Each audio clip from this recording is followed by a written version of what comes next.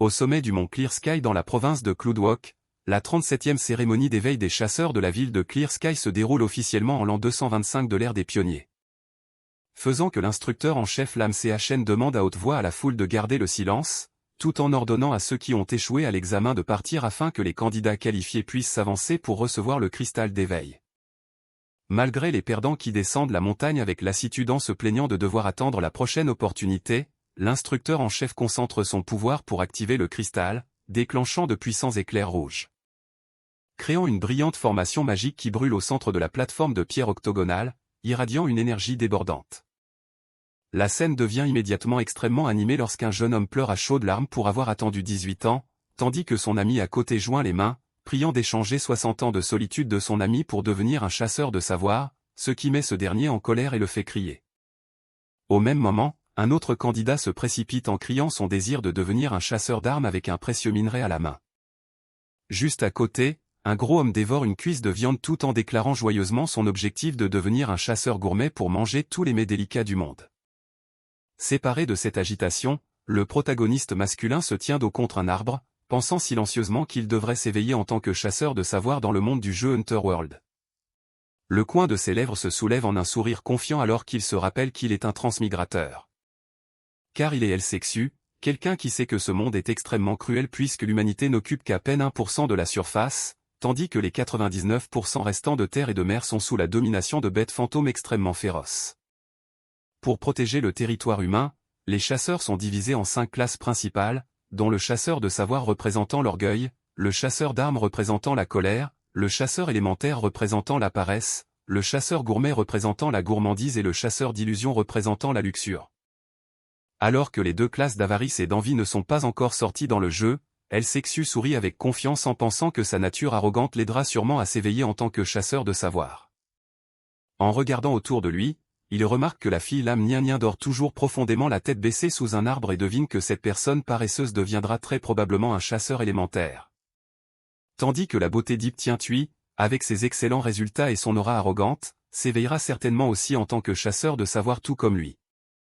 Soudain, un gars rustre met son bras autour des épaules de L-sexu sorti de nulle part, s'approche de son oreille pour l'inviter à profiter de quelques magazines pornographiques récemment achetés. Ce qui le pousse à repousser immédiatement la main du gars, refusant froidement et jugeant secrètement que ce coureur de jupons se transformera sûrement en chasseur d'illusions. En pensant à la capacité super cool de recréer l'histoire du chasseur de savoir, L-sexu ne peut s'empêcher d'être tellement excité qu'il se frotte le menton avec un sourire sournois, souhaitant pouvoir éveiller les 5 classes en même temps. À ce moment, en haut de l'escalier de pierre, l'instructeur en chef Lam Chn ordonne d'une voix forte d'activer la grande formation, demandant à tout le monde d'entrer dans le cercle magique pour ressentir l'énergie et commencer l'éveil. Faisant que la foule avance immédiatement avec empressement vers la formation magique qui rayonne d'une brillante lumière rouge au centre de la plateforme de pierre. Chaque candidat entre l'un après l'autre au centre de la formation, serrant fermement le cristal lumineux, les yeux remplis d'espoir pour le moment qui changera leur destin. Debout dans le cercle magique, L-sexu réalise que le cristal d'éveil fonctionne en déclenchant le péché originel de la personne, exigeant du candidat qu'il pousse ce péché au-delà du point de rupture pour achever l'éveil. Soudain, il panique en réalisant que sa poitrine est brûlante alors que l'étrange collier commence à libérer une mystérieuse énergie noire. Faisant se contracter ses pupilles de terreur alors que cette aura noire enveloppe instantanément tout son esprit.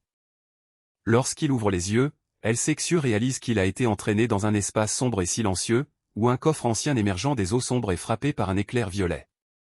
Puis s'ouvre lentement sous le contrôle d'immenses mains pâles, émettant une fumée noire qui le fait reculer avec vigilance et confusion, ne comprenant pas ce qui se passe. À ce moment précis, un visage noir comme jet avec un sourire maléfique apparaît du coffre, le saluant comme un prédateur qui vient de trouver une proie satisfaisante. Peu de temps après, une entité masquée enveloppée de flammes violettes se disant le dieu de l'avarice déclare que l'ambition dans le cœur de L-sexu l'a éveillé et promet de lui accorder le pouvoir de réaliser tous ses rêves s'il se soumet. Cependant, L-sexu lève la main pour refuser prudemment, forçant un sourire pour remarquer que l'apparence de ce dieu n'a pas l'air très décente et exprime son intention de se retirer. Cette réaction transforme instantanément le dieu de l'avarice en une flamme violette géante enveloppant l'espace, menaçant qu'il n'est pas autorisé à refuser cette invitation car il n'y a plus de retour en arrière depuis son invocation. Puis il submerge l'esprit de L-sexu, le forçant vigoureusement à déclarer le véritable désir caché dans son cœur. El Sexiu ouvre calmement la bouche pour déclarer le véritable souhait caché au plus profond de son cœur. Il agite la main avec enthousiasme, déclarant qu'il veut devenir le roi d'un royaume, établir un harem rassemblant toutes les beautés du monde pour être le marié chaque nuit, tout en s'échappant des 3 royaumes et des 5 éléments pour vivre éternellement avec le ciel et la terre. Puis il se tourne pour regarder le dieu de l'avarice avec un regard de défi, demandant haut et fort s'il a la capacité de satisfaire tout cela.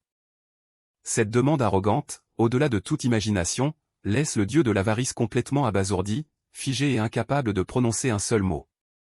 Enragé d'être taquiné, le dieu de l'avarice rugit que s'il pouvait faire cela, il n'aurait pas besoin de le séduire, puis libère instantanément son aura noire pour forcer El Sexiu à devenir un esclave, ce qui le fait protester avec panique contre cette coercition.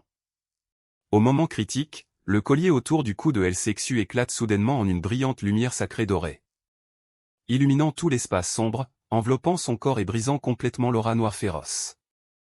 Incinéré par le pouvoir sacré, le dieu de l'avarice hurle de désespoir et de terreur, incapable de croire qu'un humain possède une puissance divine aussi dominatrice avant d'être complètement détruit. Immédiatement après, la conscience de El Sexiu retourne instantanément à la réalité, où sa main serre toujours fermement le cristal d'éveil qui dégage une aura chaleureuse. En regardant autour des autres candidats qui ont tous déclenché leurs auras d'attributs spécifiques, El Sexiu ne peut s'empêcher d'être confus, se demandant si tout ce qui vient de se passer n'était qu'une illusion. Voyant El Sexiu étourdi, l'instructeur Lam Seachen lui demande s'il a rencontré un problème, ce qui le fait sursauter et sourire maladroitement pour excuser le fait qu'il était juste un peu distrait. Juste après, le panneau du système affiche un message le félicitant d'avoir réussi à s'éveiller à la profession de chasseur de trésors, ainsi que toutes les statistiques supplémentaires, le faisant crier de joie. Cependant, en vérifiant son panneau de statut, il est stupéfait de voir que sa profession est chasseur de trésors et non chasseur de savoir comme prévu, une profession complètement inconnue. En observant pensivement l'interface, El Sexiu se souvient soudain des mots des développeurs de jeux de sa vie antérieure révélant que le chasseur de trésors est la nouvelle profession représentant le grand péché d'avarice. Tout en vérifiant l'objet coffre de l'avarice qu'il vient de recevoir, il est extrêmement excité d'apprendre que son effet lui permet d'obtenir une autre opportunité d'éveil de profession. De plus, l'objet qui l'accompagne comprend également une carte au trésor montrant clairement le terrain détaillé. Indiquant l'emplacement du trésor situé dans la forêt de braise au nord du mont Clear Sky, ce qui amène El Sexiu à calculer secrètement de trouver bientôt le temps d'y aller explorer car la zone n'est pas très dangereuse. À ce moment, l'instructeur en chef Lam Seachen demande d'une voix forte si tout le monde a terminé son éveil afin qu'il puisse se préparer à retirer le cercle magique. Les environs deviennent instantanément animés par des célébrations joyeuses alors que d'autres étudiants réussissent successivement à s'éveiller en chasseurs d'armes et en chasseurs élémentaires. Ne voulant pas gaspiller l'opportunité qu'il vient de recevoir, El Sexiu lève le cristal haut et crie, demandant à l'instructeur Lam Seachen d'attendre un instant pour qu'il procède à un autre éveil. La déclaration de El Sexiu rend les gens autour de lui confus, discutant avec agitation pour savoir s'il a perdu la tête ou soupçonnant qu'il vient d'échouer à son éveil. Même l'instructeur Lam Seachen est stupéfait, redemandant précipitamment car jamais auparavant quelqu'un n'avait pu s'éveiller 2 fois de suite lors de la même cérémonie. En réponse à ses doutes, El Sexiu sourit simplement calmement, affirmant sa détermination et remerciant l'instructeur. Voyant cela, l'instructeur Lam Seachen n'a d'autre choix que de concentrer son pouvoir pour réactiver la grande formation, faisant à nouveau brûler brillamment les lignes magiques rouges sous les pieds de El Sexiu, enveloppant instantanément son corps d'une aura de flamme bleu-violet extrêmement magique. Parce que le maintien de la formation pour la 2e fois consomme trop d'énergie, l'instructeur Lam Seachen doit se forcer d'épuisement à presser El Sexiu de finir rapidement. Faisant que El Sexiu se concentre intensément, se disant que cette fois il doit réussir à s'éveiller en tant que chasseur de savoir. Cependant, le panneau du système apparaît, l'informant qu'il s'est éveillé en tant que chasseur d'illusions, ce qui choque El Sexiu au point d'ouvrir grand la bouche et de crier de panique, pensant que seuls les pervers deviennent ce type de chasseur. Il réfléchit pensivement, ne comprenant pas pourquoi il s'est éveillé en tant que chasseur d'illusions, se demandant si la théorie des 7 péchés capitaux ne s'applique pas complètement à ce monde. Quittant le cercle magique, El Sexiu s'approche de manière proactive de Tai Bin et de VNG Tumin pour leur demander à quelle classe de chasseurs ils ont réussi à s'éveiller. Tai Bin se vante avec enthousiasme de s'être éveillé en tant que chasseur gourmet, disant que maintenant il peut manger et boire à sa guise tout en augmentant sa force. Tandis que VNG Tumin fait un clin d'œil, annonçant fièrement qu'il est devenu un chasseur de bêtes fantômes, tout en exprimant son empressement à attraper un renard comme animal de compagnie dans l'espoir qu'il se transforme en une belle femme. En entendant les réponses de ses 2 amis, El Seghsu croise les bras pour réfléchir et réalise que la théorie des 7 péchés capitaux est complètement exacte, la gourmandise correspondant au chasseur gourmet et la luxure correspondant au chasseur de bêtes fantômes, ce qui le fait se sentir coupable, se demandant si son désir de connaissance n'aurait pas dû l'aider à devenir un chasseur de savoir. Seulement pour être stupéfait lorsqu'il réalise amèrement qu'il est lui-même le pervers. À ce moment-là, l'instructeur Lam Chen annonce d'une voix forte que la cérémonie est terminée, conseillant aux étudiants de se rendre rapidement à l'association des chasseurs pour s'inscrire et recevoir le cadeau pour débutants après être descendus de la montagne. Faisant que la foule des étudiants crie à l'unisson en accord et descend joyeusement la montagne ensemble. Marchant parmi la foule, El Seghsu calcule secrètement l'idée de vérifier la carte au trésor et d'attraper un animal de compagnie pour la profession de chasseur de bêtes fantômes, mais décide de rentrer d'abord chez lui pour informer sa famille qu'il est en sécurité. Derrière lui, la fille Deep Tien Thuy marche avec l'instructeur Lam Chen et s'interroge sur le résultat de son examen. Car elle ne comprend pas pourquoi ses compétences en matière de pose de pièges, qui sont si excellentes, ne sont classées que A et non S. En réponse à cette question, l'instructeur Lam Chen explique doucement qu'elle a obtenu un score parfait, mais que El Seghsu a également obtenu la même réussite absolue. Lam Chen explique en outre que Deep Tien Thuy a obtenu la note parfaite parce qu'elle remplissait tous les critères, tandis que El Seghsu a obtenu la note maximale simplement parce que l'examen ne comportait que ce nombre de points à attribuer. Rendant Deep Tien Thuy stupéfaite, demandant précipitamment s'il insinue que El Seghsu est plus fort qu'elle. L'instructeur Lam Chen l'affirme franchement, tandis que El Seghsu marche tranquillement devant avec une aura totalement supérieure. Le ciel bleu clair avec un soleil doré radieux accueille les nouveaux chasseurs quittant la zone de l'examen d'éveil. Ramenant tout le monde dans la ville de Clear Sky animée, avec ses rangées de bâtiments à l'architecture ancienne plein de passants. Au siège de l'association des chasseurs de la ville de Clear Sky, les novices forment une longue ligne ordonnée dans le hall luxueux en attendant d'accomplir les formalités. À son tour, El Seghsu s'approche joyeusement du bureau d'inscription, annonçant qu'il est là pour recevoir le paquet cadeau pour débutants. Le président de l'association, Jiang Xuanwei, lève la tête et lui demande d'une voix forte à quelle classe de chasseurs il s'est éveillé et quel paquet cadeau pour débutants il souhaite choisir. Faisant répondre rapidement El Seghsu qu'il est un chasseur de bêtes fantômes mais qu'il souhaite recevoir le paquet cadeau du chasseur d'armes, car il sait bien que l'œuf de bête fantôme pour débutants est très inutile, préférant prendre du minerai rare pour forger des armes ce qui sera beaucoup plus utile. Tenant dans sa main le bloc de fer de glace d'excellente qualité qu'il vient de recevoir, El Seghsu s'éloigne avec satisfaction et calcule secrètement d'apporter ce minerai à l'oncle Tit pour lui demander de forger une épée très tranchante. De retour dans sa maison bien-aimée, El Seghsu appelle joyeusement sa sœur pour lui annoncer qu'il est rentré. Faisant que sa sœur adoptive PHNGNG, assise dans un fauteuil roulant, le salue doucement et lui demande à quelle classe de chasseur il a réussi à s'éveiller aujourd'hui. El Seghsu lève joyeusement la main et prend la pose, annonçant qu'il s'est éveillé en tant que chasseur de bêtes fantômes. Faisant que PHNGNG sourit doucement, remarquant que cette profession lui convient très bien car depuis qu'il est petit, il a toujours aimé les petits animaux. El Seghsu rit en signe d'accord, pensant secrètement que son habitude d'aimer élever des chats de sa vie passée à cette vie-ci est probablement la raison pour laquelle il s'est éveillé à cette profession. Poussant doucement le fauteuil roulant pour amener sa sœur à l'intérieur, El Seghsu accepte joyeusement la suggestion de sortir plus tard acheter un gâteau pour que toute la famille fasse la fête ce soir. De retour dans sa propre chambre, il range soigneusement et ferme hermétiquement les portes de l'armoire. Puis s'allonge tranquillement sur le lit, rangeant tout l'équipement de débutant dans le sac spatial pour se concentrer sur la recherche des compétences de la profession cachée de chasseur de trésors. Il touche l'interface du système du doigt pour activer la compétence détection de coffre au trésor. Immédiatement la carte affiche l'itinéraire détaillé, indiquant clairement l'emplacement du coffre au trésor le plus proche situé dans la zone de la rivière Clear. Aussitôt, El Seghsu se précipite hors de la maison avec enthousiasme, commençant le voyage pour trouver le coffre au trésor qui l'attend. En arrivant à la berge de la rivière, il tire brusquement sa canne à pêche et crie de joie en repêchant avec succès un coffre au trésor en fer noir de l'eau. Ouvrant nerveusement le coffre, il se dit que le niveau fer noir est déjà très bien pour la première fois, et sa joie double lorsqu'il découvre à l'intérieur le livre de compétences de tir concentré de rang élite. Sans la moindre hésitation, il apprend immédiatement cette compétence pour augmenter massivement ses dégâts et sa précision, se sentant plein de confiance pour les prochaines chasses au trésor. En même temps, le système active le talent de chasse au trésor qui aide toutes ses statistiques à augmenter définitivement de 2%, rendant El Seghsu enthousiaste en calculant qu'en ouvrant simplement 50 coffres de plus, sa force doublera. Le crépuscule tombe progressivement, recouvrant la ville d'une chaude lumière du soir. À ce moment, Elsexu se rend à la forge de l'oncle Tite, où le forgeron travaille dur près du fourneau avec sa petite fille Cake qui serre dans ses bras un adorable lapin en peluche. Il sourit, caresse sa tête et donne gentiment à la petite Cake la délicieuse boîte de gâteaux, faisant crier de joie la petite fille qui le remercie avec bonheur. S'approchant de l'établi, l'oncle Tite lui demande les résultats de son éveil et exprime ses regrets que Elsexu soit devenu un chasseur de bêtes fantômes plutôt qu'un chasseur d'armes afin de pouvoir lui transmettre ses techniques de forge. Cependant, il le réconforte doucement en disant que c'est bien ainsi, car cela signifie que l'arc de chasse qu'il s'est donné la peine de fabriquer de ses propres mains pour lui ne sera pas gaspillé. Tout en parlant, l'oncle Tite sort une longue boîte en bois et la pose sur la table, disant à Elsexu de l'ouvrir pour voir le cadeau de célébration de l'éveil qu'il a préparé.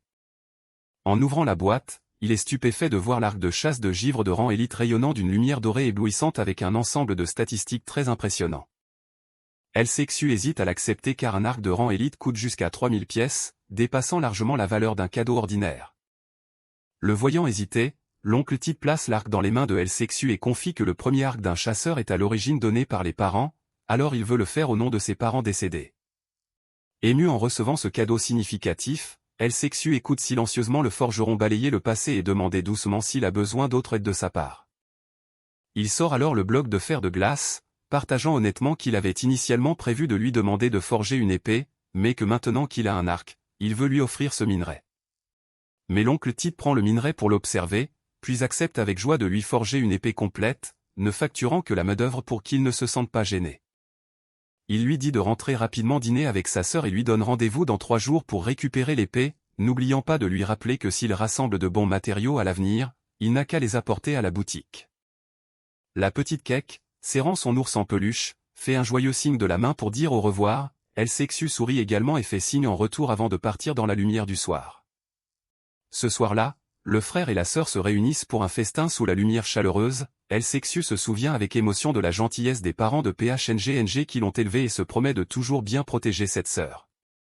En regardant sa sœur, Elsexu pense secrètement à son étrange maladie chronique causée par la malédiction d'une bête magique, se promettant que lorsqu'il sera assez fort, il trouvera certainement un moyen de la guérir complètement. Le lendemain matin, le ciel clair et ensoleillé annonce une nouvelle journée pleine d'espoir. Elsexu met à la hâte ses chaussures tout en informant sa sœur qu'il ira chasser dans la nature pendant environ 3 jours, ce qui fait demander avec inquiétude à PHNGNG s'il a préparé suffisamment de nourriture et d'encens pour repousser les bêtes. Il se retourne et sourit avec confiance, rassurant sa sœur qu'il a bien préparé ses bagages et que ce n'est pas la première fois qu'il met les pieds dans la forêt pour chasser. Elsexu fait joyeusement au revoir de la main à sa sœur puis se met en route, entendant la voix chaleureuse de PHNGNG lui disant d'être prudent sur la route et de revenir vite. Il regarde vers la plateforme d'éveil sur le mont Clear Sky qui apparaît au loin, un endroit maintenant désert qui a retrouvé sa tranquillité inhérente. Le soleil doré éclatant brille à travers la canopée verte alors que son expédition commence officiellement. Avant de s'enfoncer dans la nature, il vérifie soigneusement son équipement et murmure les conseils prudents de sa sœur concernant l'eau et la nourriture qui semblent encore résonner à ses oreilles. Un sourire confiant apparaît clairement sur ses lèvres lorsqu'il se souvient de sa propre certitude quant à sa riche expérience de chasse dans la nature. Avec le moral au beau fixe et un objectif clair, Elsexu traverse avec enthousiasme l'Arche, se dirigeant tout droit vers la forêt pour commencer son voyage à la recherche de trésors et débloquer sa propre force. Après le départ de Elsexu, l'atmosphère autour de PHNGNG devient soudainement extrêmement mystérieuse et silencieuse.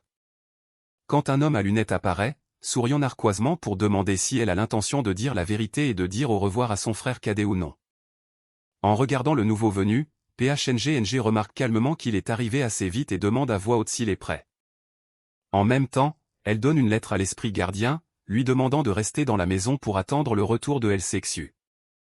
L'homme se plaint de son attitude froide, tout en activant un mystérieux portail de téléportation spatiale noire. Puis invite poliment PHNGNG à entrer en premier, l'emmenant à travers le portail magique sombre. Il incline la tête avec respect et déclare que la Société du Savoir accueille toujours chaleureusement le retour du respecté Dr PHNGT. Pendant ce temps, Elsexu est arrivé dans la rue animée devant le siège de l'association des chasseurs. Lorsque soudain un jeune homme agite la main et l'appelle joyeusement par son nom, ce qui rend Elsexu confus, lui demandant qui il est. Faisant que le gros homme se pointe du doigt avec fierté et se présente comme étant VNG Tumin. Marchant aux côtés de la luxueuse calèche qui roule dans la rue, le compagnon s'approche de l'épaule de El Sexu et pose des questions avec curiosité. Il insiste pour savoir s'il y a une relation spéciale entre El Sexu et la belle Deep Tiintui, ce qui ne lui laisse d'autre choix que de sourire maladroitement en réponse, souhaitant que ce soit vrai. Puis il se dit pensivement qu'il doit rapidement atteindre le niveau 40 pour participer à l'examen de promotion de chasseur professionnel, tout en se demandant si cela compte comme une promesse entre lui et Deep Tiintui. Ensuite, son ami agite la main avec enthousiasme pour lui dire au revoir, promettant d'envoyer une lettre et de le retrouver au port de Nam Tien, ce qui l'amène à lui faire signe en retour, attendant avec impatience le jour où ils se reverront. Regardant la silhouette de son ami et la calèche s'éloigner sur l'ancienne route de pierre, El Sexu marche tranquillement seul vers sa prochaine destination. Mettant les pieds dans le grand et luxueux hall de l'association des chasseurs, El Sexu se promène tranquillement sur le long tapis dans cet espace rempli de monde. Lorsqu'une fille rousse s'approche soudainement, affichant un sourire malicieux pour l'inviter à rejoindre un groupe de chasseurs avec de nombreuses incitations attrayantes, mais El Sexu refuse avec tact au motif qu'il a déjà une équipe. Il marche tout en pensant secrètement que les équipes de chasse ne conviennent qu'aux débutants payant des frais de protection, tandis qu'en tant que chasseur de trésors, il ne peut absolument pas partager les coffres au trésor avec qui que ce soit, puis il se dirige vers le tableau des quêtes pour voir s'il y a des commissions appropriées. S'approchant du tableau d'affichage, El Sexu est immédiatement attiré par une quête urgente de 2 étoiles et décide de choisir d'abattre le rhinocéros à cornes de pierre de niveau 15 pour recevoir une récompense de 1000 pièces et une compétence de frappe rapide. Il sourit et se frotte le menton lorsqu'il réalise que l'emplacement du coffre au trésor de niveau intermédiaire sur la carte se trouve juste à côté du jardin des épines du vieil homme Ça, calculant secrètement qu'il sera pratique de l'aider à tuer la bête magique pour rafler à la fois la récompense et le trésor. Entrant dans la pittoresque forêt de braise, El Sexu observe les papillons aux ailes illusoires étincelant changeant de couleur selon les éléments naturels, voletant joyeusement dans les airs. Alors qu'il se promène tranquillement au fond de la forêt, sur un rocher à proximité, les yeux d'une bête magique maléfique ont silencieusement verrouillé leur cible. Soudain, le loup vert de niveau 6 ouvre grand sa gueule féroce, sautant de haut pour dévorer El Sexu. Mais avec des réflexes aiguisés, il se penche immédiatement pour l'esquiver de justesse et prépare son arc de chasse de givre pour faire face au combat. Maintenant doucement la distance, El Sexu tire une flèche pointue de son carquois dans son dos à la vitesse de l'éclair, avec un mouvement extrêmement habile. Il tend la corde de l'arc, visant directement la bête, déclarant avec confiance qu'un amateur d'attaque furtive comme lui devra goûter à la puissance de sa flèche. El Sexu active immédiatement la compétence de tir concentré, libérant un vortex extrêmement intense d'énergie bleue qui file vers l'adversaire. Faisant s'enfoncer profondément une série de flèches perçant le vent dans la poitrine du loup vert, faisant hurler de douleur la bête magique avant qu'elle ne s'effondre complètement. Le panneau du système l'informe alors qu'il a tué une bête magique de niveau supérieur, recevant une double expérience et passant au niveau 2, ce qui ravit El Sexu en réalisant que l'arme d'élite et les compétences de chasseur ont aidé la profession de chasseur de trésors à libérer une puissance supérieure. Puis il s'approche pour récolter le croc venimeux du loup vert, se demandant pensivement pourquoi ce type de bête magique qui vit en meute chasserait seul, tout en ajustant son équipement pour se préparer à retourner rendre sa quête.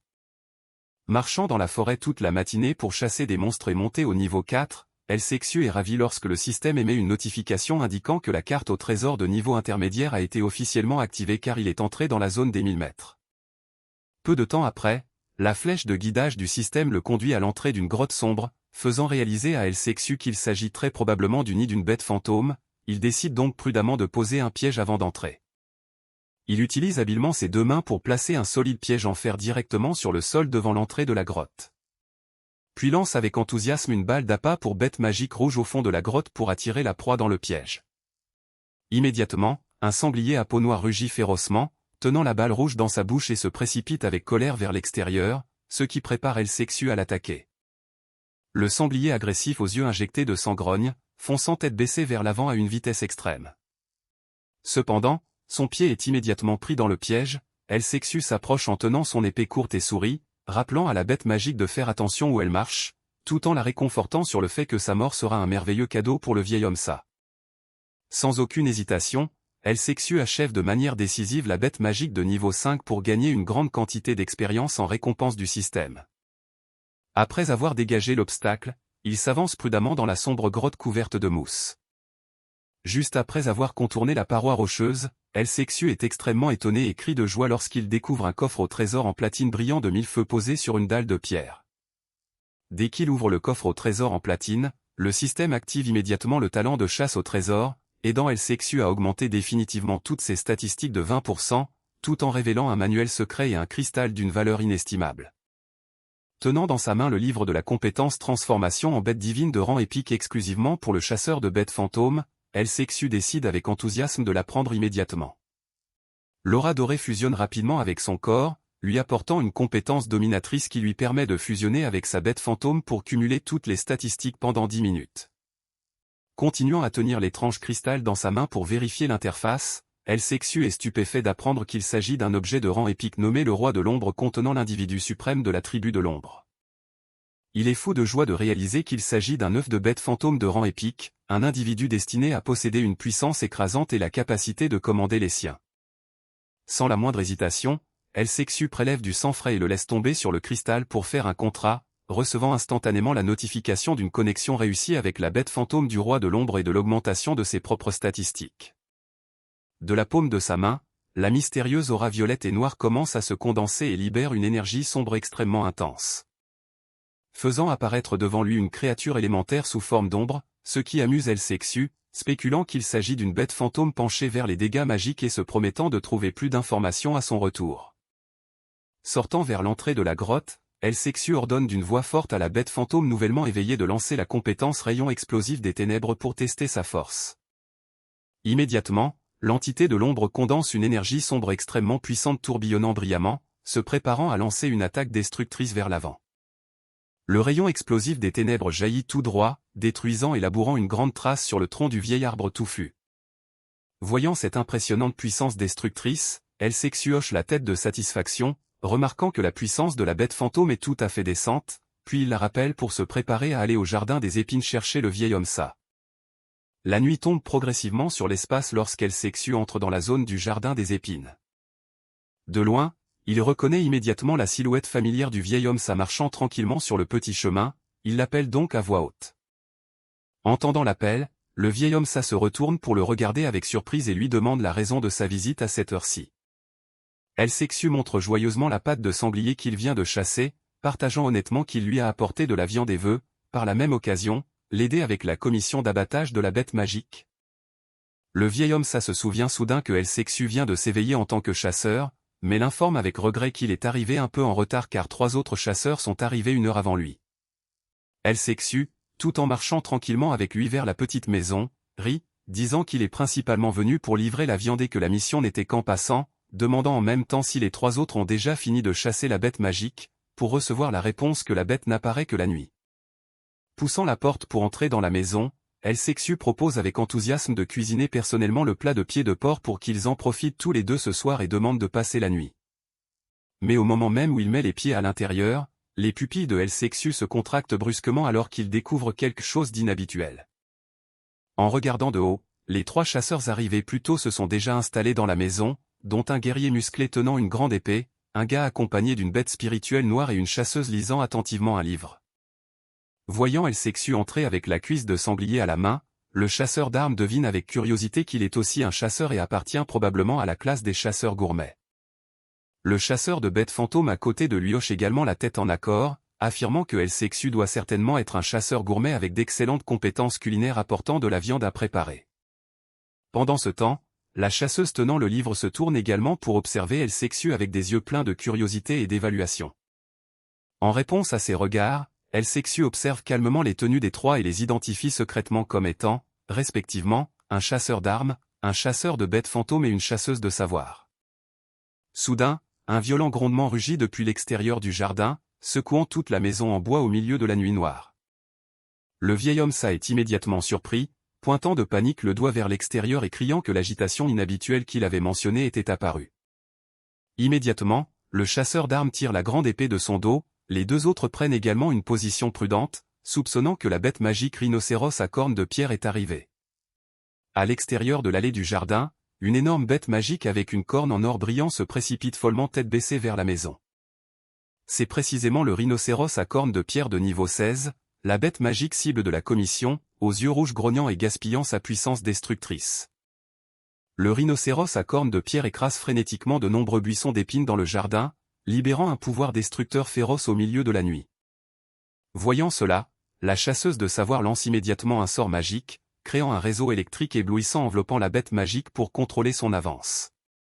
Au même moment, le chasseur de bêtes fantômes rassemble aussi hâtivement ses forces pour lancer une attaque de soutien par derrière. Il crie avec enthousiasme que cette énorme corne de pierre se vendra pour beaucoup d'argent, mais le chasseur d'armes lui rappelle immédiatement de ne pas rêver si tôt et de se concentrer sur l'abattage de la bête magique d'abord. Mais le rhinocéros à cornes de pierre lève la tête en rugissant, libérant une intention meurtrière sombre qui brise facilement le réseau électrique, ce qui terrifie les trois personnes. Réalisant que l'armure de pierre de la bête est trop épaisse, la chasseuse de savoir crie à la hâte, ordonnant à KDNG de charger de front, tout en disant à la bête spirituelle noire d'attaquer depuis les deux flancs. KDNG balance immédiatement sa grande épée, activant le mouvement de frappe folle combiné à la magie brise-armure de l'ombre pour frapper directement la cible. Cependant, la lame fait des étincelles et rebondit sans pouvoir percer la solide peau de pierre du rhinocéros à cornes de pierre. Juste après, la bête magique jette KDNG et la bête spirituelle noire en l'air avec une puissante charge. Voyant que ni les attaques physiques ni la magie ne peuvent endommager l'adversaire, la chasseuse et son ami se demandent avec panique si ce rhinocéros à cornes de pierre est un adversaire qu'ils peuvent vaincre. Reculant avec difficulté, la chasseresse s'enquit avec inquiétude de l'état de santé de Kadung, ce qui le fit tousser violemment tout en la repoussant pour lui dire qu'il allait bien. Tout en caressant le lynx noir, le chasseur de bêtes fantômes admit avec amertume que le rhinocéros à cornes de pierre dépassait de loin leurs capacités et que le groupe n'avait d'autre choix que d'abandonner la quête cette fois-ci. Il s'excusa immédiatement auprès du vieil homme Ça, lui conseillant de se rendre rapidement à la guilde des chasseurs pour augmenter le rang d'étoile de la mission. Kadung et la chasseresse du savoir derrière lui hochèrent également la tête en signe d'accord, affirmant que des novices fraîchement éveillés comme eux n'étaient absolument pas de taille face à cette bête démoniaque. En entendant cela, le vieil homme s'assoupira de déception, dut forcer un sourire pour remercier les efforts des trois et accepter la réalité. Il allait se tourner vers Luxu pour lui demander de l'aider à faire un rapport à la guilde en rentrant en ville le lendemain, mais remarqua avec stupeur que le jeune homme avait disparu sans qu'il ne s'en rende compte. Soudain, un rugissement de colère déchira la nuit noire au loin dans le champ de ronces, faisant sursauter Kadung et ses coéquipiers qui se regardèrent immédiatement. Devinant que le rhinocéros à cornes de pierre devenait fou de rage parce que quelqu'un l'avait provoqué, les trois se précipitèrent à l'extérieur et dirent au vieil homme Ça de rester à l'intérieur. Kadung leva sa grande épée, prenant hâtivement les devants, et cria pour presser ses coéquipiers de se dépêcher car celui qui combattait devant pourrait être en danger. En courant à travers les bois, le chasseur de bêtes fantômes s'exclama immédiatement lorsqu'il aperçut la silhouette du chasseur affrontant directement la bête démoniaque droit devant. Arrivés sur place, les trois chasseurs restèrent figés de stupeur en voyant que Luxu avait rapidement éliminé le rhinocéros à cornes de pierre et déclarait avec enthousiasme qu'il avait terminé son travail. Voyant la bête démoniaque de niveau 16 effondrée aux pieds de Luxu, tous les trois furent totalement terrifiés, n'en croyant pas leurs yeux. Le chasseur d'armes pointa un doigt tremblant, demandant à Luxu comment il avait fait pour abattre la bête démoniaque qui venait de le projeter en un seul coup.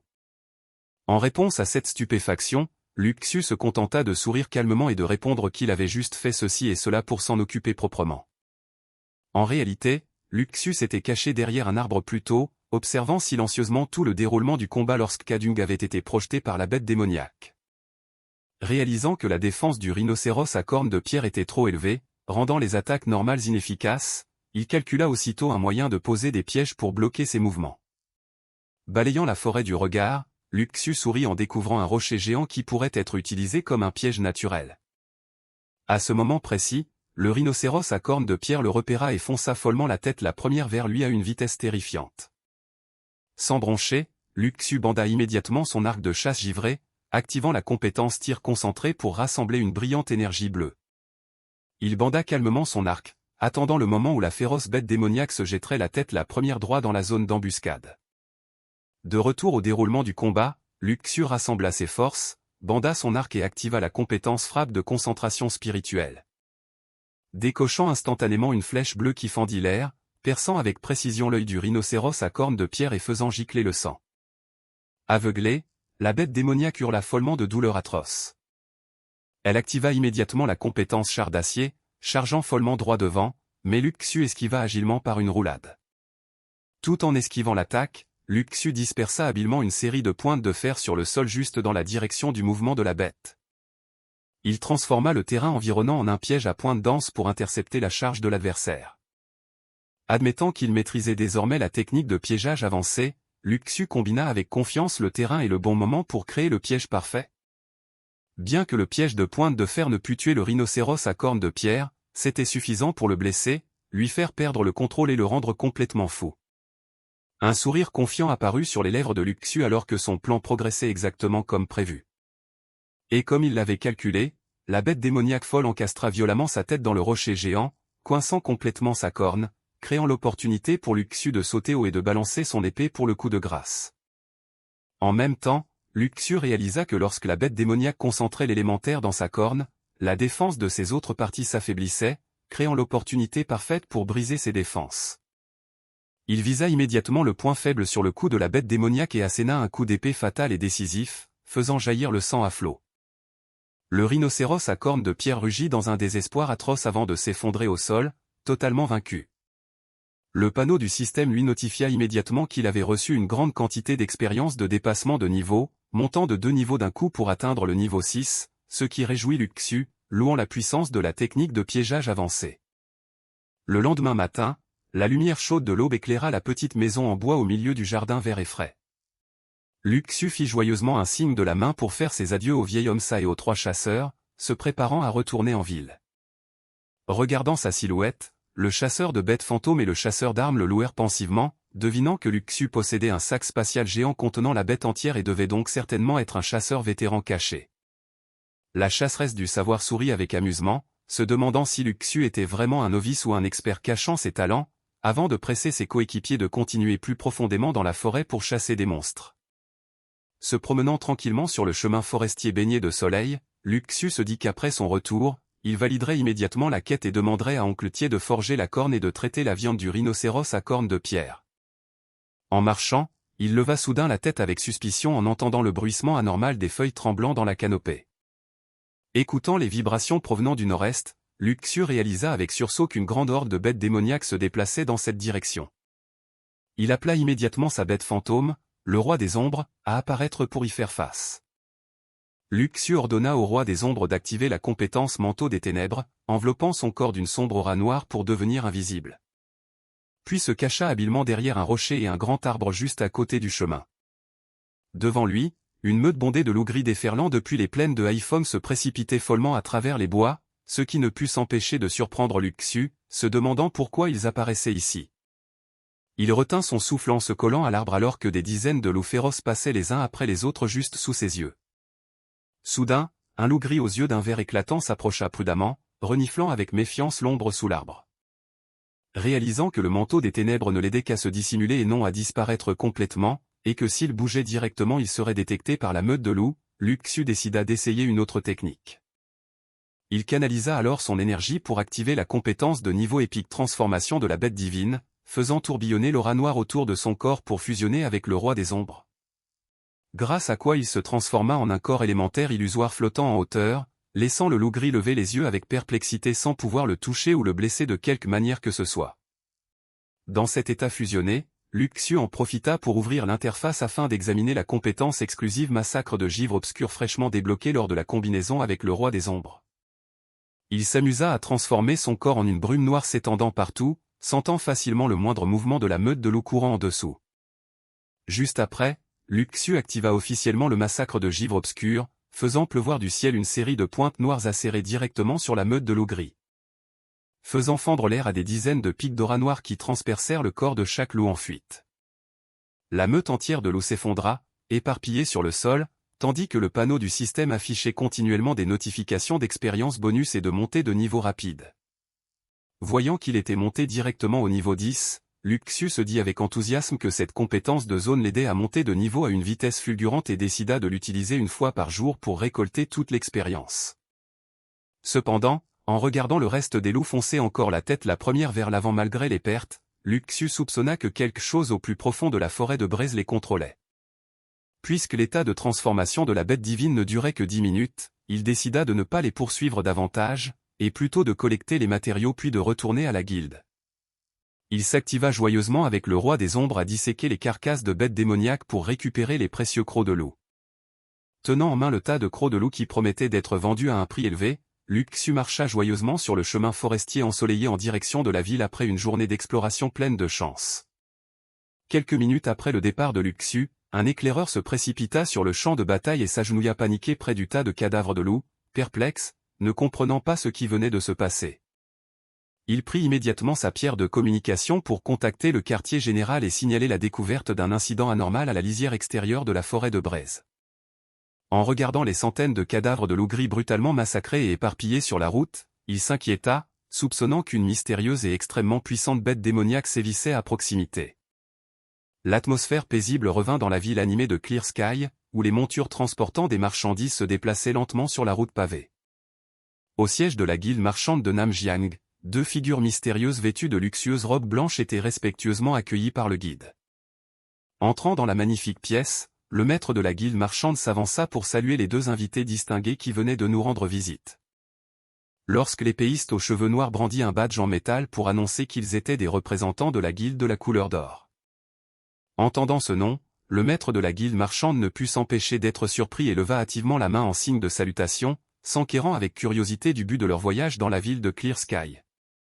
Le représentant répondit solennellement qu'ils avaient reçu des informations concernant l'apparition d'un repère de bêtes démoniaques juste près de la ville de Clear Sky. Au même moment, sur la place devant la guilde des chasseurs, Luxu marchait tranquillement, ignorant que les 2 représentants de la guilde de la couleur d'or venaient également de passer juste à côté de lui. Passant tranquillement devant les 2 représentants de la guilde de la couleur d'or, Luxu marchait tout en gardant un œil sur l'interface du système. Il réalisa intérieurement que le roi des ombres avait faim et avait besoin de se recharger en matériaux de la tribu des ténèbres, calculant de s'arrêter bientôt dans un magasin pour lui trouver de la nourriture. S'approchant du bureau de la guilde des chasseurs, Luxu remit le certificat de complétion de la quête ainsi que le tas de crocs de loup qu'il venait de collecter. Voyant qu'un grand nombre de chasseurs s'étaient rassemblés à la guilde aujourd'hui, il posa des questions par curiosité et reçut comme réponse d'un membre du personnel qu'ils étaient convoqués d'urgence par le président.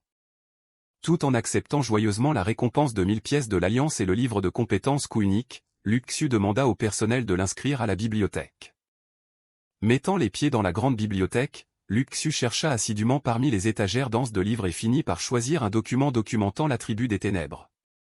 Ouvrant l'encyclopédie des créatures élémentaires, il se concentra sur l'étude du clan de l'ombre et fut étonné d'apprendre que cette rare créature des ténèbres était traquée sans relâche par l'organisation Le Repère.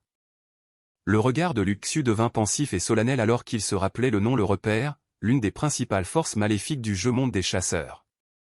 Il s'agissait d'une organisation fondée par des chasseurs de bêtes fantômes corrompus par le péché capital de la luxure, spécialisée dans la conduite de vagues de bêtes démoniaques pour attaquer les humains et la réalisation d'expérimentations contraires à l'éthique. D'un autre côté, la faction de l'anéantissement fut également créée par des chasseurs d'armes corrompus par le péché capital de la colère, avec pour but ultime de détruire le monde entier. En poursuivant ses recherches, il en apprit davantage sur l'organisation Le Grand Banquet, fondée par des chasseurs gourmets corrompus par le péché capital de la gourmandise, poussés par une faim sans fin à dévorer toute chose. Se souvenant des personnalités des chasseurs du savoir et des chasseurs élémentaires, qui étaient naturellement arrogants ou paresseux, rendant difficile la construction de grandes factions, Luxu referma le livre et se prépara à partir. Il se rendit ensuite au magasin vendant des matériaux de bêtes fantômes de la ville et appela Sir Xu. Incitant la propriétaire Nangxu Xu à lever la tête pour l'accueillir d'un signe de la main et lui demander quel type d'objet Luxu voulait acheter. Luxu exprima calmement son désir d'acheter des matériaux de la tribu des ténèbres, de préférence des cristaux élémentaires purs. Cependant, Nangxu Xu l'informa avec des excuses que 3 jours plus tôt, quelqu'un avait acheté proprement tous les matériaux de type feu et ténèbres de la ville, faisant douter Luxu et se demander qui complotait un grand dessein. Voyant qu'il était pressé, Nangxu Xu suggéra immédiatement un emplacement où apparaissaient des bêtes démoniaques de la tribu des ténèbres pour qu'il aille chasser par lui-même. Elle expliqua en détail l'emplacement de la mine de cristal sombre abandonnée située près du lac du Croissant de Lune au fond de la forêt de Braise, abritant des taupes aux griffes sombres et des pierres de cristal obscures. Remerciant Nangxu Xu pour les informations précieuses, Luxu fit joyeusement un signe de la main pour dire au revoir en se préparant à partir explorer la mine. Avant de partir, il s'arrêta à la forge de l'oncle Thier comme promis. Dès qu'il mit les pieds dans la forge, Luxu tendit joyeusement un délicieux gâteau à la petite Kek, ce qui la fit crier de joie. L'oncle Thier se retourna depuis l'atelier pour accueillir Luxu juste au moment où il arrivait. L'oncle Thier leva fièrement l'épée nouvellement achevée qui irradiait un air froid d'un bleu éclatant et l'exhorta à s'approcher pour l'examiner. Tenant en main l'épée de la roue de glace de niveau élite, Luxu regarda avec enthousiasme ses impressionnantes statistiques d'augmentation de puissance ainsi que son passif infligeant des dégâts de glace et ralentissant les adversaires. L'oncle Thier expliqua doucement qu'il avait ajouté des éclats de pierre de cristal de glace pour amplifier l'attribut de glace et utilisé du bois de plume noire pour le manche afin d'isoler de la chaleur, proposant un prix de fabrication tout à fait raisonnable de 3000 pièces. Luxu sourit, hocha la tête pour remercier l'oncle Thier, et affirma que l'épée valait tout à fait ce prix. Juste après, il sortit la gigantesque corne de rhinocéros à corne de pierre qu'il venait de collecter, demandant au forgeron vétéran de l'évaluer et de le conseiller. L'oncle Thier fut extrêmement surpris en l'examinant, sachant qu'il s'agissait d'un matériau de niveau trésor extrêmement précieux, et ne tarit pas d'éloges sur les résultats de son premier voyage de chasse. Il fit remarquer que la taille géante de la corne était très appropriée pour fabriquer un marteau de guerre ou un bâton magique, conseillant à Luxu de l'échanger contre un autre matériau de niveau trésor plus adapté pour lui-même. Luxu approuva et accepta, calculant d'aller à la guilde pour poster une quête d'échange de matériaux et demandant à oncle Thier de garder un œil si quelqu'un apportait un matériau de niveau trésor pour évaluation. Sortant de la forge sous la lumière du crépuscule, Luxu fit joyeusement un signe de la main, promettant de revoir bientôt l'oncle Thier et la petite Kek après son prochain voyage de chasse.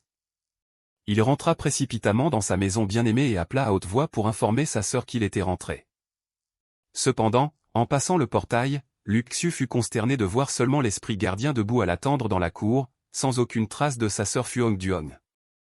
L'esprit gardien leva la tête en attendant, lui tendant de manière proactive une lettre manuscrite laissée par sa sœur. Luxu prit la lettre, abasourdi, demandant curieusement si c'était le message que sa sœur voulait lui laisser. Dès qu'il eut remis la lettre, l'esprit gardien se transforma en un faisceau de lumière cyan et disparut juste sous les yeux de Luxu. Le faisant paniquer et tendre la main, criant pour demander à l'esprit de rester et d'expliquer plus de détails avant de partir. Ouvrant la lettre pour la lire, Luxu fut moins inquiet de voir le bref message de sa sœur l'informant qu'elle allait chercher un médecin pour soigner sa maladie et lui disant de ne pas s'inquiéter.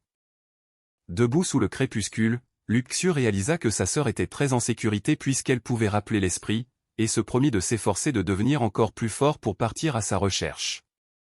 Le jour suivant dans la forêt de Braise, 2 représentants de la guilde de la couleur d'or étaient agenouillés pour inspecter les traces de bêtes démoniaques, soupçonnant le massacre d'avoir été causé par le roi Gu de l'organisation Le Repère.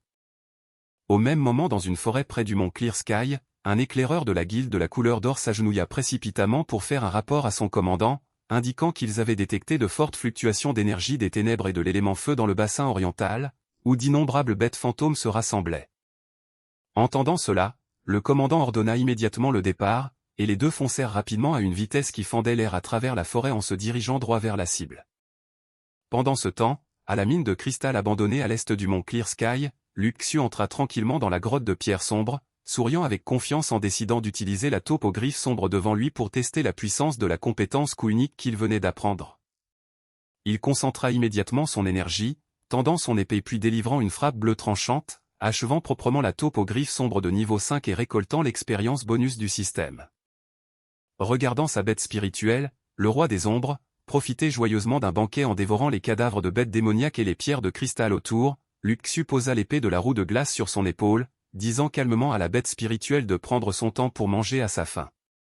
Soudain, le panneau du système afficha une notification indiquant que la compétence détection de coffre au trésor venait d'être activée, lui signalant que l'emplacement d'un coffre au trésor avait été découvert à proximité. Ce qui surprit Luxu et lui fit arborer un sourire ravi, se réjouissant secrètement en réalisant qu'il y avait un trésor caché juste à l'intérieur de cette grotte lugubre. Juste après, l'interface du système s'alluma une fois de plus, affichant une notification indiquant que la détection de coffre au trésor continuait de découvrir l'emplacement d'un autre coffre au trésor. Ce qui étonna encore plus Luxu qui fit une exclamation en souriant, n'arrivant pas à y croire de savoir qu'un 2e coffre au trésor apparaissait dans cette même grotte. Regardant la flèche directrice du système l'entraînant au fond de la grotte remplie de bêtes démoniaques, Luxu s'avança avec enthousiasme, l'épée à la main, réalisant secrètement que les lieux désolés avec peu d'empreintes humaines étaient des paradis pour l'apparition de coffres au trésor, et prit la résolution d'explorer la nature de manière plus active dorénavant. S'enfonçant plus profondément à l'intérieur de la grotte, Luxu tomba sur un tas de cadavres de taupes aux griffes sombres éparpillés sur le sol ensanglanté. Et devant lui se trouvait un coffre de cuivre gisant juste à côté d'un énorme bloc de cristal obscur, ce qui le fit s'exclamer de joie qu'il avait vraiment touché le double gros lot. Regardant le trésor sous ses yeux, Luxu se demanda si la pièce du destin que Diep Tien Thuyer lui avait donnée lui avait apporté une chance miraculeuse, mais il fronça aussitôt les sourcils en remarquant quelque chose d'anormal. Il devina intérieurement que cette chance inhabituelle cachait certainement une bête démoniaque derrière elle, car les taupes aux griffes sombres ne laisseraient jamais passer un si grand bloc de cristal à moins que quelqu'un de plus fort n'en revendique la domination. Pour vérifier ses doutes, Luxu utilisa immédiatement l'épée de la roue de glace pour projeter le cadavre d'une taupe en direction du bloc de cristal afin de l'utiliser comme appât pour la bête cachée. Comme prévu, une silhouette sombre et étrange aux yeux d'un vert éclatant fendit immédiatement l'air depuis un angle mort, engloutissant la proie en un clin d'œil. Apparaissant devant ses yeux se trouvait la bête de pierre de niveau 15, tout son corps enveloppé d'une solide armure de pierre, en train de dévorer le cadavre. Luxu sourit, faisant remarquer que l'adversaire s'était très bien caché mais affirma que le véritable chasseur était lui-même, puis leva immédiatement son épée de la roue de glace, prêt au combat. Il activa aussitôt la compétence coup unique, libérant une brillante vague d'énergie d'épée bleue filant droit vers la bête démoniaque. Faisant s'abattre la frappe directement sur le corps de la bête de pierre, poussant la bête démoniaque à hurler de douleur atroce sous la puissance écrasante de sa lame. Bien que la bête de pierre bondisse d'en haut avec férocité, Luxu leva calmement la main, accumulant une sombre et mystique énergie tourbillonnant sur ses doigts. Il activa immédiatement la compétence rayon d'explosion des ténèbres avec un regard vif et meurtrier. Le rayon d'aura sombre jaillit et transperça la gorge de la bête démoniaque, tuant instantanément la bête de pierre de niveau 15 avec un dépassement de niveau qui lui rapporta le double d'expérience. Après avoir ouvert le coffre de cuivre, le talent chasse au trésor s'activa immédiatement, augmentant de façon permanente toutes les statistiques de Luxu de 3% supplémentaires. Tenant en main la carte de fuite souterraine de niveau rare et le talisman de pointe de pierre qu'il venait d'obtenir du coffre, Luxu sourit de joie en ayant acquis une autre carte maîtresse de protection extrêmement utile. D'un geste de la main, il rangea l'énorme bloc de cristal obscur dans son sac spatial, se tournant pour dire au roi des ombres de se préparer à rentrer et qu'il garderait ce bloc de cristal pour qu'il le mange progressivement à la maison. Sortant de la porte de la grotte lugubre, Luxu s'étira de retour sous la canopée verte dans la nature.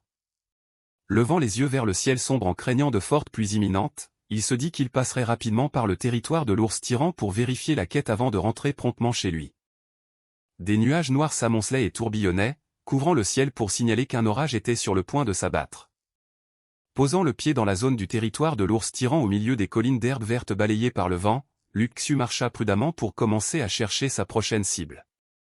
Se penchant et tendant la main pour toucher l'empreinte géante d'une bête démoniaque, encore très fraîche sur le sol. Luxu réalisa que toutes les empreintes se dirigeaient vers l'est, tandis que la forêt entière était anormalement silencieuse, ce qui le fit inévitablement douter qu'un incident majeur était sur le point de se produire. Soudain, un homme éleva la voix pour l'avertir de ne pas s'enfoncer davantage car ce qui l'attendait était extrêmement dangereux et l'exhorta à retourner rapidement en ville, ce qui fit sursauter Luxu qui se retourna avec vigilance. Observant la tenue de son interlocuteur, Luxu réalisa immédiatement que l'homme qui venait d'apparaître était un envoyé spécial de la guilde des chasseurs. Il demanda curieusement s'il se passait quelque chose devant, mais l'envoyé spécial refusa froidement de répondre car c'était une information classifiée. Voyant que l'autre gardait le secret, Luxu hocha tactueusement la tête en acceptant de retourner en ville immédiatement au lieu de continuer à se jeter tête baissée dans le danger. Tout en faisant demi-tour, il pensa intérieurement que cet incident était tout à fait inhabituel, calculant d'attendre que l'orage passe pour revenir chasser l'ours tyran plus tard. Derrière son dos, l'envoyé spécial se sentit secrètement soulagé que ce novice ait écouté ses instructions au lieu de se précipiter de manière irréfléchie vers la mort. Se promenant tranquillement sur le chemin du retour, le panneau du système de Luxu émit soudainement une notification indiquant que la compétence détection de coffre au trésor venait de découvrir l'emplacement d'un autre coffre au trésor. Laissant Luxu stupéfait, arborant un sourire ravi et se demandant avec enthousiasme si c'était vraiment son jour de chance pour une grande victoire. Jetant un coup d'œil à la carte au trésor, Luxu se figea en réalisant que l'emplacement du coffre se trouvait exactement dans la direction dangereuse contre laquelle l'envoyé spécial venait de le mettre en garde. Il réfléchit profondément, pesant la frontière entre le danger et le précieux trésor. Décidant de ne pas manquer l'occasion, Luxu activa le manteau des ténèbres pour envelopper son corps et se dissimuler, calculant avec confiance de se faufiler pour prendre le coffre puis s'échapper immédiatement. Pendant ce temps, au fond de la forêt de braise, une scène de massacre sanglant se déroulait alors que d'innombrables cadavres de bêtes démoniaques gisaient sur le sol, dégageant une aura sombre et maléfique. Un tigre blanc enveloppé d'une aura noire déchirait follement la poitrine d'un ours de la forêt, poussant la meute de bêtes démoniaques dans une guerre de massacre brutale et sanglante. Les yeux brillants d'une couleur verte pleine d'intentions meurtrières, le tigre blanc déchira brutalement le cou de son adversaire pour en aspirer le sang frais et pur. Ayant abattu tous les adversaires autour de lui, le tigre blanc fixa ses yeux assoiffés de sang vers l'avant, prêt à se transformer en la forme ultime de la bête démoniaque.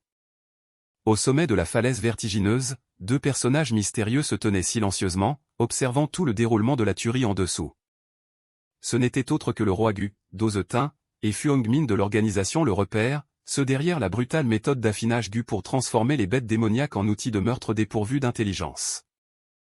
Jugeant cette cruauté, Fuongmin répondit avec sarcasme que cette formation d'affinage Gu par sacrifice de sang n'aurait pas pu être complétée sans les recherches du roi Gu, affirmant qu'ils étaient tous les deux aussi fous l'un que l'autre. Dozetin déclara d'un visage sombre que c'était déjà la troisième source Gu et aussi la dernière source Gu qu'il possédait. Entendant cela, Fuongmin affirma avec confiance que les bêtes démoniaques fournies par son frère étaient toutes des mutations extrêmes, et que ce rituel affinerait sûrement un corps de bêtes démoniaques dépassant de loin les limites. Le roi Gu lui rappela froidement que si ce rituel échouait à nouveau, l'accord de coopération entre les deux parties serait immédiatement annulé. Soudain, une violente explosion qui fit trembler la terre et les cieux retentit lorsqu'un expert vêtu de blanc atterrit de manière inattendue juste devant eux. Se tenant fermement sur le sol au milieu de la fumée et de la poussière, l'invité indésirable éleva une voix majestueuse pour interroger l'identité des deux individus se tenant devant lui. C'était Niep Phong Van, le commandant surnommé Colère Céleste de la Guilde de la Couleur d'Or, souriant d'un air narquois pour saluer Dozetin comme une vieille connaissance. En voyant son ancien adversaire, le roi Gu Dozetin renifla froidement, faisant remarquer que Niep Phong Van était vraiment un fantôme persistant qui les suivait toujours. Niep Phong Van durcit immédiatement le visage et déclara que tant que l'organisation Le Repère ne serait pas déracinée, même s'il devait se transformer en fantôme, il les poursuivrait jusqu'au bout pour les anéantir. Réalisant la véritable identité de son adversaire, Fuongmin transpira à grosses gouttes dans la panique, sachant qu'il s'agissait du dieu de la mort qui avait autrefois massacré au moins 5 cadres supérieurs du Repère. Sachant qu'il n'était pas entièrement préparé pour affronter un expert de ce niveau, le roi Gu ordonna d'une voix grave à Fuongmin de battre en retraite immédiatement pour préserver sa vie. Voyant cela, Fuongmin s'opposa avec colère, ne voulant pas battre en retraite, déclarant d'un ton grognon que son tigre féroce était à un moment clé de mutation et qu'il lui fallait seulement quelques minutes de plus pour terminer. Le roi Gu Dozetin durcit son visage de manière menaçante, disant froidement que s'il ne craignait pas le prestige de son frère, il aurait déjà pris la vie de celui qui osait le contredire. Finalement, le roi Gu dut fixer comme condition de lui donner 5 minutes pour nettoyer à la source Gu, tout en disant à son frère que la rémunération cette fois devrait être doublée. Témoin de la dispute des deux adversaires demandant à s'enfuir, Niep Phong Van eut un sourire narquois et demanda avec sarcasme s'ils avaient fini de discuter. Immédiatement, il lança une attaque fulgurante explosant d'une flamme dorée et brillante filant droit vers le roi Gu. Avec un sourire confiant aux lèvres, Niep Phong Van rassembla ses forces, condensant une énergie flamboyante sur son poing. Il activa sa compétence ultime, le point du rugissement du lion, libérant une flamme géante en forme de tête de lion qui explosa comme une tempête, s'abattant droit sur la cible. La collision créa une explosion terrifiante qui fit voler en éclats la terre et les rochers, poussant Fuongmin à s'enfuir dans la panique, la tête la première, hors de la zone dangereuse. Au même moment, en dessous, une traînée d'énergie d'épée rouge vive fendit l'air, traversant le ciel. Incitant Fuongmin à ordonner hâtivement à la bête fantôme Xichong de frapper pour contrôler la situation. Fuyant à la hâte, Fuongmin sursauta et se retourna pour crier, demandant l'identité de celui qui venait d'apparaître soudainement pour lui barrer la route. Devant lui se trouvait le représentant aux cheveux noirs de la Guilde de la Couleur d'Or, se tenant calmement pour bloquer le passage. Tirant du fourreau son épée brillant d'une aura rose, il se présenta sous le nom de Lame Vufi de la Guilde de la Couleur d'Or. Sans aucune hésitation, Lame Vufi balança son épée pour asséner un coup puissant à l'adversaire, déclarant avec confiance qu'il cherchait leur propre mort. Alors que la bataille faisait rage, Luxiu, à proximité, s'était secrètement approché pour ouvrir le coffre de fer noir, activant le talent chasse au trésor pour augmenter de façon permanente de 2% toutes ses statistiques. Tenant en main le talisman de vent favorable de niveau approvisionnement qu'il venait de recevoir du coffre et qui augmentait la vitesse de déplacement, Luxiu portait le manteau des ténèbres et se tenait pensivement pour l'examiner. Il claqua la langue et soupira, se sentant un peu déçu d'avoir passé du temps à chercher pour ne recevoir qu'un objet consommable, mais se consola en se disant que c'était mieux que rien. Regardant le massacre sanglant de la meute de bêtes démoniaques au loin, Luxiu se demanda ce qui se passait mais décida rapidement de battre en retraite secrètement pour éviter de s'attirer des ennuis. Tournant la tête pour regarder le sommet de la falaise vertigineuse où se déroulait l'affrontement de haut niveau, son ombre se fondit dans la canopée sauvage. Au sommet de la montagne, le roi Gudozetin serra les dents de colère avec du sang au coin de la bouche, tandis que Niep Phong Van souriait toujours avec arrogance, dominant complètement la situation. Maintenant fermement sa position défensive à côté de la bête fantôme Xichong, Fuongmin cria pour demander l'identité de celui qui osait bloquer son chemin. En réponse, c'était le comportement froid et ferme de l'âme Vufi qui se tenait fièrement pour bloquer le passage.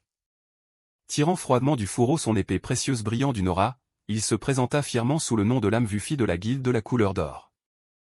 Sans aucune hésitation, l'âme Vufi balança son épée pour asséner une frappe puissante à l'adversaire, menaçant qu'il cherchait leur propre mort. À ce moment, dans la zone du rituel, l'orbe magique rouge libéra une série de flèches tentaculaires sombres qui absorbèrent toute l'énergie des cadavres de bêtes démoniaques environnantes. Aidant le tigre blanc à achever son processus de mutation, évoluant officiellement en un tigre massacreur vert du purgatoire de niveau 25 extrêmement féroce. Fuongmin rugit follement pour ordonner à la bête mutante de massacrer, tout en lançant une bombe de leurre noire qui se planta fermement sur le corps de l'âme Vufi. Touché par la bombe de leurre, l'âme Vufi fut surpris et choqué lorsque la bête démoniaque mutante changea immédiatement de direction pour se verrouiller sur lui.